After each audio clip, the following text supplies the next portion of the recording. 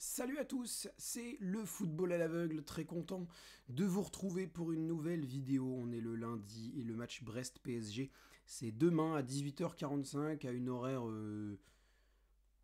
pas ouf. On va pas se mentir, l'horaire est pas ouf. Le 18h45 là, bon, personnellement je rentre de la fac à peine trois quarts d'heure avant, donc bon, chiant un peu. Chiant un peu. Mais bon, écoute, c'est comme ça. En plus, c'est pas souvent, mais c'est qu'en fait, généralement, 18h45, ça peut arriver pour des matchs de phase de groupe, ou de phase de ligue, du coup, dans ces cas-là, de Ligue des Champions, mais jamais pour des phases finales. C'est jamais arrivé pour le PSG. Mais bon, on va s'adapter, et puis voilà. Le match Brest-PSG se déroule au stade du Roudourou de Guingamp, et c'est exceptionnellement parce qu'on le sait, le stade de Brest n'est pas, homologué par l'UEFA et ne peut pas du coup accueillir les matchs du Stade brestois en Ligue des Champions. Du coup, le match se déroule à Guingamp et les Parisiens vont se déplacer après avoir battu Monaco 4-1 au Parc des Princes vendredi dernier. Une belle victoire pour Luis Enrique et pour le PSG. Bien maîtrisé, la deuxième mi-temps a été surtout extrêmement bien réussie avec le premier but de Kvaratskhelia, le doublé de Dembélé qui avait déjà marqué deux triplés avant à Stuttgart et contre Brest, justement. Ouais, je viens d'y penser, là. C'est justement contre Brest qu'il a marqué un triplé. Donc attention les Brestois. Et les Brestois, justement, de leur côté, eux, ils se sont imposés 2-0, je crois, contre Nantes. Ou 2-1, je sais pas, en tout cas, ils ont mis deux buts. Mais je crois pas qu'ils en aient encaissé. Donc 2-0 pour le Stade Brestois contre le FC Nantes. Les Brestois sont... moi, à l'heure où je tourne la vidéo, on est dimanche. Pour moi, on est dimanche. Donc Lyon-Reims, c'est en cours, là. Donc pour le moment, Brest est toujours septième. Mais peut-être que pour vous, vu que la vidéo sort le lundi, Lyon a gagné, donc Brest est repassé huitième, voire peut-être même neuvième, je sais pas. Donc voilà. Mais pour moi, pour le moment, Lyon est huitième et Brest est septième. Donc Brest a plutôt fait une bonne opération en battant le FC Nantes. Dans le même temps, Rennes a battu Saint-Etienne le samedi soir. Donc Rennes est carrément passé onzième, en tout cas pour moi actuellement. Donc voilà, le Stade Brestois a plutôt fait une bonne opération. Brest continue de se rapprocher des places européennes. Certes, pas des places de Ligue des Champions parce que ça risque d'être un petit peu compliqué. Mais des places pour l'Europa League, peut-être même pour la Conference League, c'est largement probable. D'autant plus que Brest est encore en lice pour la Coupe de France, que Brest affronte une équipe de Ligue 2, donc ça pourrait passer pour le Stade brestois. Après, voilà, c'est l'USL Dunkerque, et l'USL Dunkerque a gentiment dégagé Lille au tir au but en grande détente. Donc attention aux Dunkerquois, mais sur le papier, Brest est meilleur. Maintenant, attention, c'est les quarts de finale de Coupe de France. Ils seront sortis d'une double confrontation contre le PSG plus les matchs de championnat. Brest va peut-être être un petit peu cramé, donc Dunkerque a ses chances aussi de l'emporter. De son côté, le PSG se déplacera à Saint-Brieuc le mercredi 26 février. Et Brest, ce sera 2 heures avant, à 19h, le mercredi 26 février également. Bref, ouais, bah oui, je suis toujours malade, ouais. Ouais, je suis toujours malade, ouais, c'est très chiant. C'est très chiant. Si je pouvais être soigné pour mardi et le Brest PSG, voire même avant, hein, peut-être dès le lundi, j'espère qu'à l'heure où vous verrez cette vidéo, le lundi 17h, je serai rétabli. Peut-être, on sait pas, hein, ça commence un peu à partir, mais bref, je suis pas là pour parler de ça. Je suis là pour parler de Brest PSG. Mon avis sur cette rencontre, est-ce que c'est un déplacement risqué pour le PSG? Eh ben oui. Pourquoi? Parce que ça va être dans un stade qu'ils n'ont pas fréquenté depuis pas mal de temps, avec les Brestois qui vont mettre une très grosse ambiance, parce que certes à Francis Leblay c'est une très grosse ambiance aussi, mais au stade du Roudourou ça peut très bien résonner également, donc ça va être une belle ambiance. En plus de ça, le PSG vient de jouer contre Monaco, vient d'enchaîner aussi plusieurs matchs d'affilée, certes comme Brest, mais des plus gros adversaires, genre Manchester City et Stuttgart. Brest affrontait le Real Madrid, mais c'est un peu équivalent le calendrier, mais Brest a eu plus de chance sur le championnat. Nous, on s'est frotté à l'AS Monaco, donc c'est un peu différent. Donc Paris, j'ai peur qu'on soit un petit peu fatigué. Je pense quand même qu'on va gagner, mais je vais donner mon pronostic en fin de vidéo.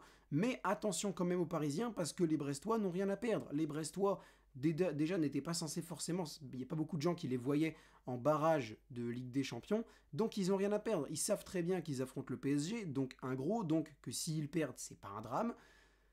Ils ont rien à perdre. Et nous, on a tout à perdre. Parce que nous, par contre, si on perd contre le stade, si on fait sortir par le stade brestois en Ligue des Champions, avec tout le respect pour le stade brestois, c'est pas normal. Parce qu'on est le PSG, parce qu'on vise le haut de la Ligue des Champions. Et ça aurait été pareil pour Brest. Enfin, je veux dire par là, c'est que Brest, quand ils ont joué contre le Shakhtar Donetsk, il y en a beaucoup qui disaient que Brest ne doit pas perdre contre le Shakhtar Donetsk après avoir fait ci, avoir fait ça. Donc c'est pas un manque de respect envers le club adverse plus petit, c'est juste comme ça, sur le papier, si Paris se fait battre par Brest, c'est un exploit. C'est comme ça. Donc Paris ne peut pas se faire sortir par Brest, comme Lille n'aurait pas dû se faire sortir par Dunkerque, comme Toulouse n'aurait pas dû se faire sortir par Guingamp, comme Nice, bref, vous avez compris. Donc, c'est pas forcément un manque de respect, c'est juste une réalité. Si Brest se fait sortir par Paris, c'est juste la logique qui est respectée. Si Paris est sorti par Brest, ce qui est possible, c'est un exploit, très clairement. Pas un énorme exploit, parce que Brest a déjà fait chier Paris ces dernières années, et on va le voir juste après, mais parce que ça reste la Ligue des Champions. Sur un match, tout peut se passer. Ça va se dérouler sur 2 matchs, donc ils vont peut-être pas gagner les 2 matchs, ils vont peut-être pas se qualifier en huitième, mais battre ou accrocher le PSG au stade du Roudourou mardi, c'est totalement possible. Ça peut totalement se faire. Justement, ouais, je tousse encore un peu et j'arrive. Les dernières confrontations entre Brest et le PSG, j'ai pris les 5 dernières. Et sur les 5 dernières, le PSG gagne 4 fois sur 5. 4 victoires et un match nul. Oui, mais. Parce qu'il y a un mais. Généralement, le Stade Brestois, on leur colle beaucoup de buts, mais on galère contre eux. En témoigne le match nul 2 buts partout qu'on avait fait en octobre 2023, il me semble. Il y a une autre victoire 3-2 où on a bien galéré. Même le 3-1 d'il y a quelques temps, pareil, on galère. Le 5-2 du samedi 1er février, là ça a été, mais on s'est quand même fait reprendre à 1 partout et à 3, et on s'est fait reprendre à 3-2 également par les Brestois. Donc attention, le Stade Brestois, c'est pas comme Montpellier où c'est une équipe généralement en ce moment. Montpellier, on gère très facilement les matchs contre les Montpelliérains. Pour des raisons évidentes aussi, parce que Montpellier a du mal, mais bref. Mais Brest, non. Brest, de toute façon, généralement, les équipes bretonnes nous ont toujours fait chier. C'est comme ça. Rennes, dans ses grandes années, nous a fait chier. Lorient nous a déjà fait chier. Guingamp, c'était la bête noire de Paris à une époque. Et Brest, un peu aussi. Donc voilà, les équipes bretonnes contre le PSG, c'est compliqué. C'est pour ça que même Saint-Brieuc-PSG, il y a un monde où Saint-Brieuc, peut-être pas gagne, mais embête un peu le Paris Saint-Germain. Maintenant, je pense quand même que le PSG va gagner, mais attention parce que les dernières confrontations nous montrent que certes Paris gagne, mais Paris a du mal contre le Stade Brestois. Et très clairement, après ça se comprend maintenant parce que Brest c'est une équipe qui joue, c'est une équipe qui ne refuse pas le jeu contre le PSG, qui joue avec ses armes et qui donc embête le PSG, qui va marquer des buts au PSG, qui en a mis 2 à Gigio Donnarumma il y a quelques temps. De toute façon, sur les 5 dernières confrontations, Brest marque au moins une fois. Brest marque au moins une fois, je crois, il me semble. Parce que je crois que c'est un 3-1, 2-2, 3-2, 3-1 et 5-2. Il me semble que c'est un truc dans le genre. En tout cas, pour les 4 derniers, je suis sûr. Le 2-2, le 2-2, 3-2, 3-1, 5-2, je suis sûr. La plus ancienne des 5, je suis pas sûr. Mais il me semble que Brest marque quand même un but. Donc voilà, Brest, c'est une équipe qui a toujours été un peu compliquée à gérer pour le PSG, qui a généralement perdu finalement contre le PSG au bout d'un certain temps, mais qui a quand même embêté le PSG. Donc attention, ce n'est pas fait. Paris va n'avoir qu'un seul nouveau renfort, Vicha Kvaratskhelia, mais c'est tout. Pour le reste, il n'y a rien. Tu as perdu Skriniar, tu as perdu Asensio, tu as perdu Kolo Muani. Donc attention quand même au Paris Saint-Germain face au Stade Brestois.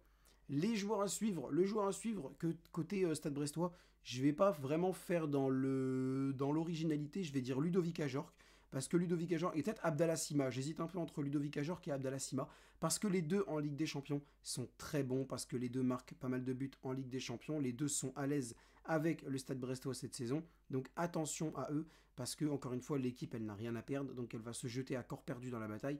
Donc attention au Stade Brestois, attention à Ludovic Ajorc et à Abdallah Sima. J'aurais même été tenté de dire attention à Pierre Lesmelou, mais je ne sais pas s'il sera titulaire pour ce match. Mais attention aussi à Lesmelou, qui va avoir un bon travail au milieu de terrain à accomplir. Et s'il le fait bien, son travail, il peut vraiment gêner les Parisiens. Du côté parisien, justement, je vais dire, mon joueur à suivre, ça va être Vicha Kvaratskhelia.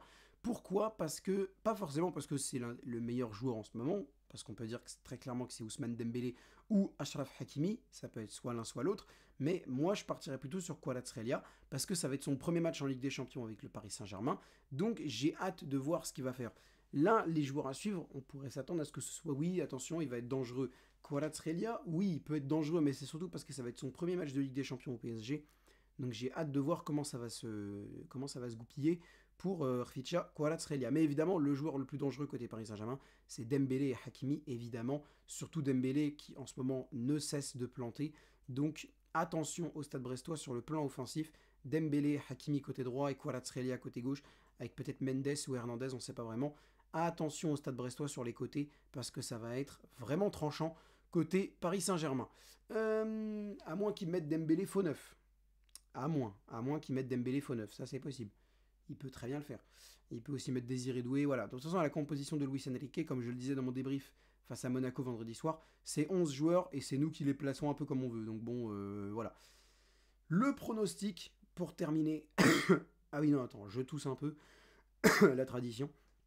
Alors, mon pronostic, étant donné que Brest marque à chaque fois et tout, je vais partir sur une victoire parisienne 3-1 sur la... Non, 2-1. Ouais, je change, je vais dire 2-1.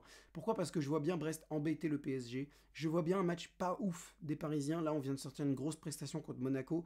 Et généralement, on n'aime pas faire plein de prestations bonnes à la suite. Donc, j'ai un peu peur du match un peu morne, un peu ennuyeux, qu'on finit par gagner, mais un peu au forceps, quoi, un peu compliqué à remporter, mais qu'on gagne quand même. Donc, un petit 2-1 pour moi, pour le PSG. Je verrais bien un but de Dembélé, un autre but peut-être de Kvaratskhelia ou de... Je sais pas, Pacho, ça pourrait être pas mal qui marque un petit but. William Pacho, ça pourrait être cool pour lui. Ou Hakimi. Ah ouais, Hakimi, ça pourrait être super. Dembélé, Hakimi, buteur pour le PSG. Et je vais dire Ludovic Ajorc, buteur pour le Stade Brestois. Donc voilà, pas grand chose de plus à rajouter. Un petit 2-1 qui nous suffirait pour le retour au parc. D'autant plus que les buts à l'extérieur, je le rappelle, ont été annulés. Donc non, on ne prendrait pas plein d'avance sur Brest, mais on se mettrait bien quand même. Avant le retour au parc, on aurait un but d'avance sur les Tisef. Bon, et ben écoutez les gars, c'est la fin de cette vidéo. J'espère qu'elle vous aura plu. Je vous dis à demain, mardi, pour la vidéo Monaco-Benfica. La vidéo d'avant-match sur Monaco-Benfica qui sortira aussi demain à midi.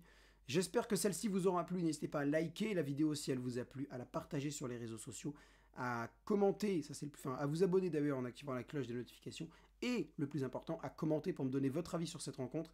Quel est votre pressentiment? Qu'est-ce que vous voyez? Est-ce que vous voyez Brest embêter le PSG ou est-ce que vous voyez le PSG torpiller le Stade Brestois? Dites-moi les gars dans les commentaires, donnez-moi votre prono également. Et je vous donne rendez-vous demain du coup dès 18h30, 18h40 normalement, s'il n'annule pas son live d'ici là, sur la chaîne du frérot Benjamin le Ninja, Benjamin Ninja Live 2.0 je crois.